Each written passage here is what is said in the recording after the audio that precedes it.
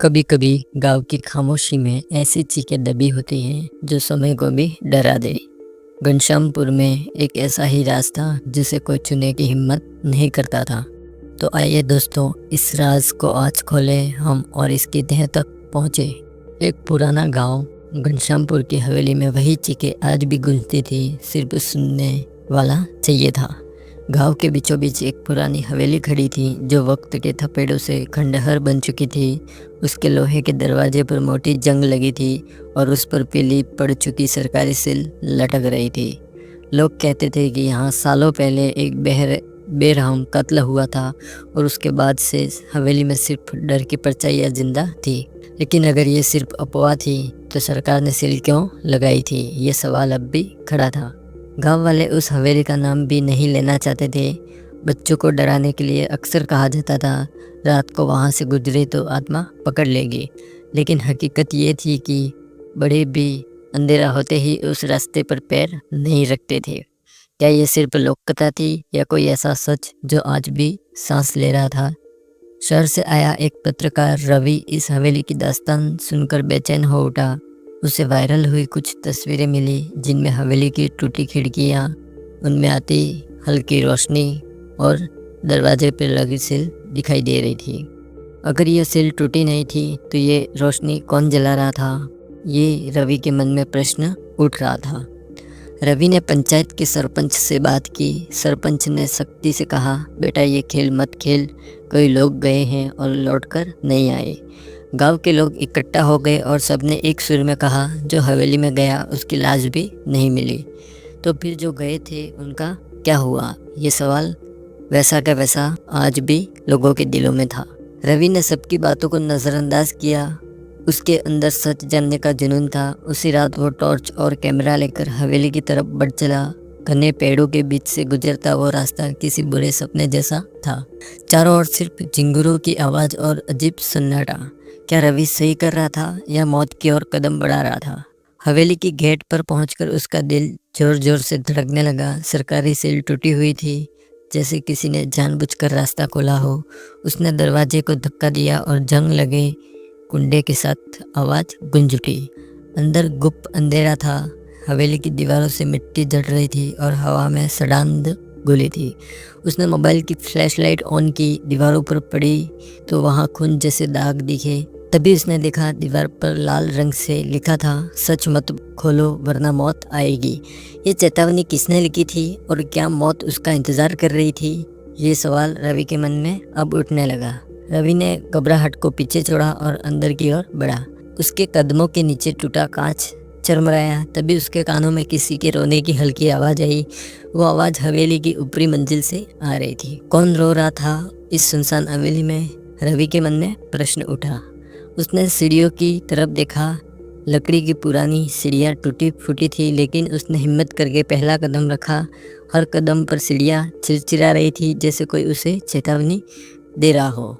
ऊपर पहुंचते ही उसने देखा एक कमरा जिसकी टूटी खिड़की से हल्की पीली रोशनी बाहर झांक रही थी। उसने धीरे से दरवाजे को धक्का दिया। कमरे के भीतर का नज़ारा देखकर उसके पैरों तले जमीन खिसक गई। कमरे में घुसते ही रवि की सांसें थम गई। टूटी खिड़की से आती हल्की रोशनी में उसने जो देखा वो किसी भी इंसान को हिला देने के लिए काफ़ी था। फर्श पर सूखे खून के बड़े बड़े धब्बे फैले थे और बीच में एक टूटा हुआ मंगलसूत्र पड़ा था। ऐसा लग रहा था जैसे यहाँ किसी ने अपनी आखिरी सांस तक लड़ाई लड़ी हो। क्या ये किसी औरत की मौत की गवाही थी या फिर कोई और? रवि धीरे धीरे आगे बढ़ा। उसने मोबाइल कैमरे से सब कुछ रिकॉर्ड करना शुरू किया। तभी उसकी नज़र दीवार पर पड़ी जहाँ पुरानी अखबार की करतने पर चिपकी थी। उन पर लिखा था, घनश्यामपुर हवेली में महिला की रहस्यमयी मौत, हत्यारा अब तक फरार। क्या ये कत्ल का सच वही था जिसे गांव वाले छुपा रहे थे?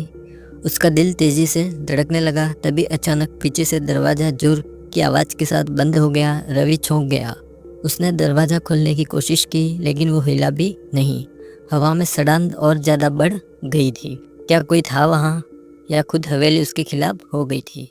अचानक कमरे के कोने से किसी के रोने की आवाज़ आई। रवि ने मोबाइल की रोशनी उस तरफ घुमाई। एक टूटी कुर्सी पर एक धुंधली परछाई बैठी थी। उसका चेहरा दिखाई नहीं दे रहा था, लेकिन उसके बाल बिखरे हुए थे और कपड़े लहूलुहान लग रहे थे। रवि के हाथ कांपने लगे। उसने डरते हुए कहा, कौन हो तुम? उस परछाई ने धीरे धीरे सिर उठाया। उसकी आंखें खाली गड्ढे जैसी थी। उसने खामोशी से उंगली उठाकर सामने के दरवाजे की ओर इशारा किया। रवि ने हिम्मत जुटाकर देखा, दरवाज़ा खुला हुआ था। बाहर निकलते ही उसने देखा कि हवेली का गलियारा अंधेरे में डूबा हुआ था, लेकिन दूर एक कमरे से हल्की पीली रोशनी आ रही थी। उसने कदम बढ़ाया। क्या उसे वहां जाना चाहिए था? और वो कुर्सी पर बैठा हुआ आदमी कौन था? वो कमरा हवेली की लाइब्रेरी जैसा था। दीवारों पर पुरानी किताबों की कतारें सजी थी, लेकिन ज़्यादातर फटी हुई और धूल में लिपटी हुई। टेबल पर एक मोटी डायरी खुली पड़ी थी। उस पर ताज़ा खून के निशान थे, जैसे अभी अभी ही डायरी को किसी ने छुआ हो। रवि ने डरते हुए डायरी उठाई। उसमें लिखा था, अगर ये पढ़ रहे हो तो समझ लो अगली बारी तुम्हारी है। ये हवेली खून मांगती है।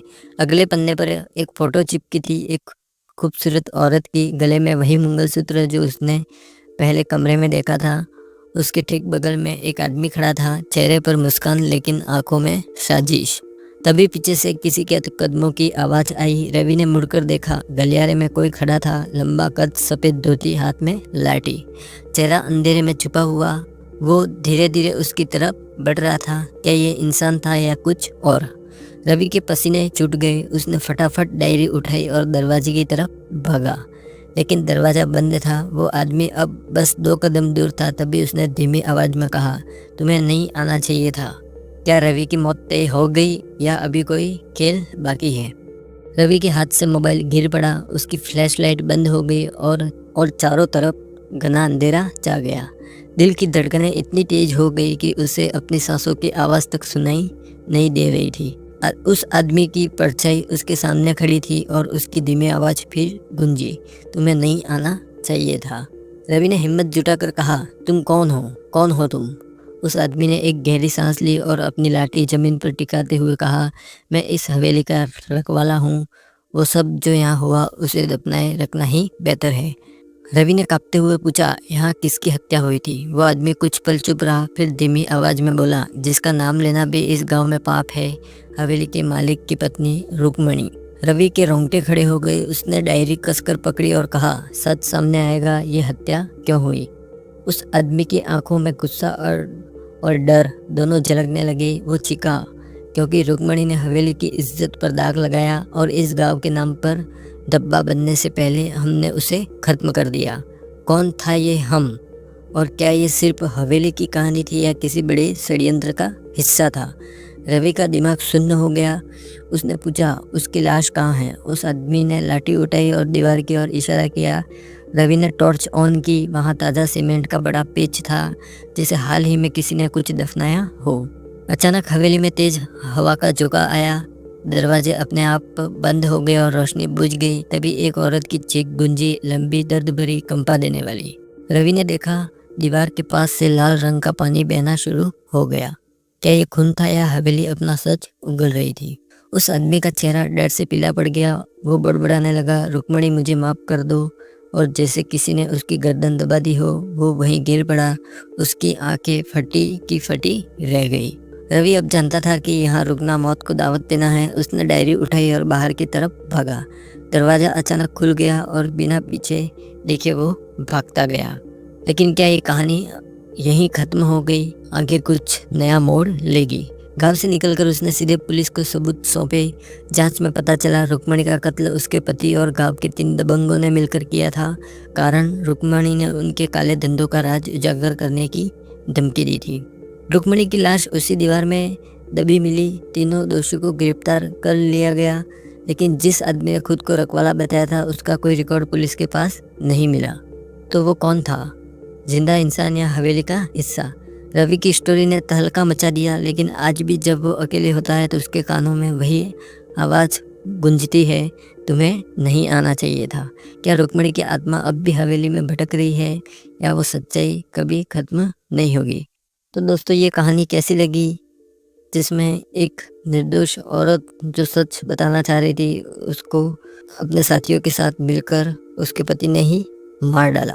तो दोस्तों, इस प्रकार की क्राइम हॉरर स्टोरियों के लिए हमारे चैनल को सब्सक्राइब करें, वीडियोस को लाइक करें, ज़्यादा से ज़्यादा शेयर करें और हमसे जुड़े रहें। धन्यवाद।